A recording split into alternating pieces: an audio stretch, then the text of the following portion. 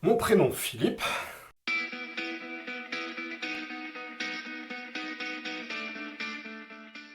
À mon avis, sympathique, bienveillant, indulgent, euh, gentil. Quelqu'un comme gentil. Voilà. Je suis né à Montpellier, mais aussitôt après ma naissance, mes parents ils ont déménagé en région parisienne. On a vécu 28 ans en région parisienne. J'ai voulu redescendre très rapidement sur la région Montpellier-Rennes parce que tous les ans, ou presque tous les ans, j'étais en vacances chez mes grands-parents. Et ça manquait cruellement, ou bien ma mère, elle aussi, m'a fait ressentir ce manque, parce qu'elle, étant de Montpellier, mon père, non, lui était lyonnais, mais elle ressassait souvent et tout le temps le fait que sa famille lui manquait, ce qui est normal, et le fait de s'être éloigné de sa famille, et le fait de s'être éloigné également de Montpellier, donc de sa région. Et elle nous a inculqué, ou plutôt imprimé ça, ce manque.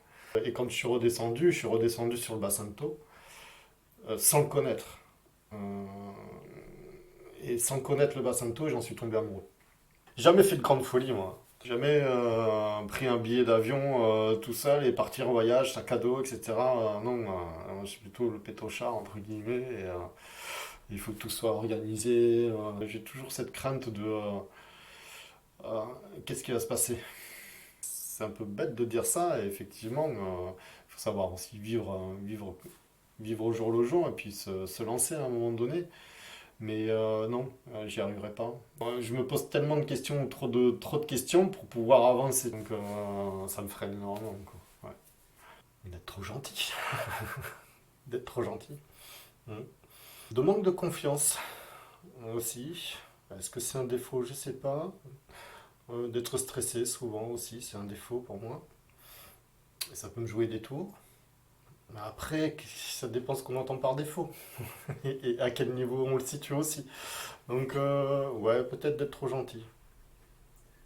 C'est un de mes défauts d'ailleurs, c'est de me mettre à la place des autres et de savoir comment est-ce qu'ils pensent à ma place ou comment ils pensent eux alors que je devrais pas.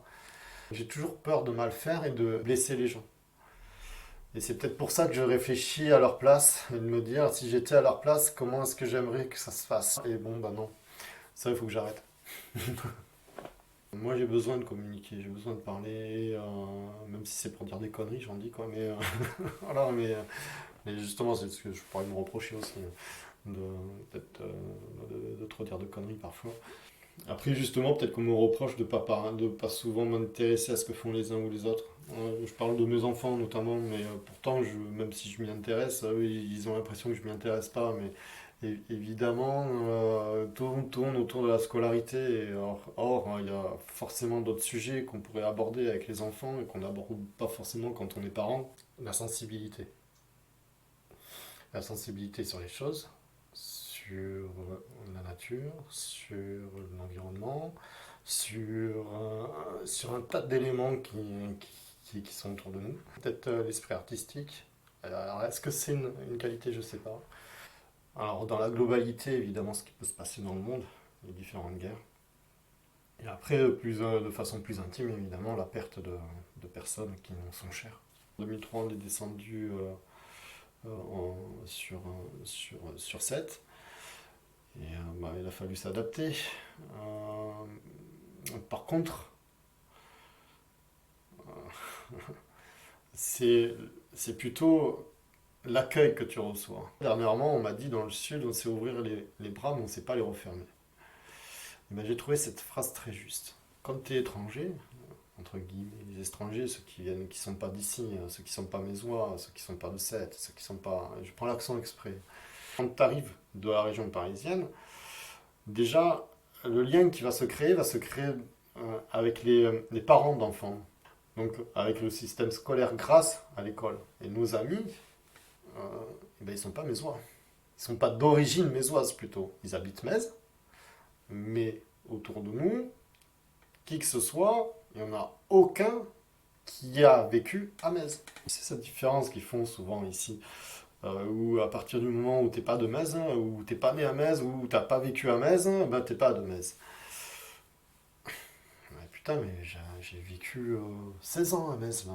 Je sais pas, il y a une espèce de peut-être de pudeur hein, chez les Mésois ou chez les Sétois ou chez les sudistes que d'autres n'ont pas, j'en sais rien. Voilà, je t'ouvre mes bras, mais je les referme pas sur toi. Et ben, je trouve ça très juste, très très juste. Je vais vite me contenter de choses, on va dire, presque banales. Un simple lever de soleil, ou bien un simple coucher de soleil, ou bien les rires d'un enfant, ou le sourire d'un enfant. Voilà, ça me suffit, vraiment. La photo. La photo, c'est ma passion première. Alors j'ai commencé en 2007, donc c'est relativement récent. Et à un forum photo qui s'appelait Passion Photo. Et l'ambiance était tellement sympa sur ce forum bah ouais, que je m'y suis inscrit, que j'ai envoyé les photos. Et j'ai eu des retours négatifs et positifs à la fois, mais les critiques étant constructives, j'y suis resté.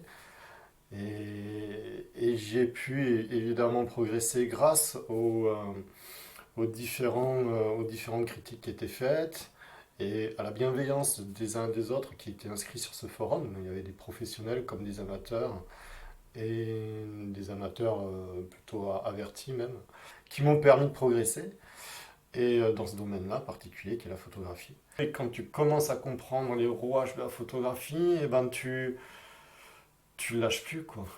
Moi ça m'a jamais lâché. Et la photo c'est mon fil conducteur aujourd'hui avec ma famille évidemment.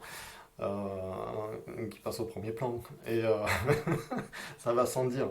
Mais la photo, c'est effectivement ma passion première. Alors je suis tout type.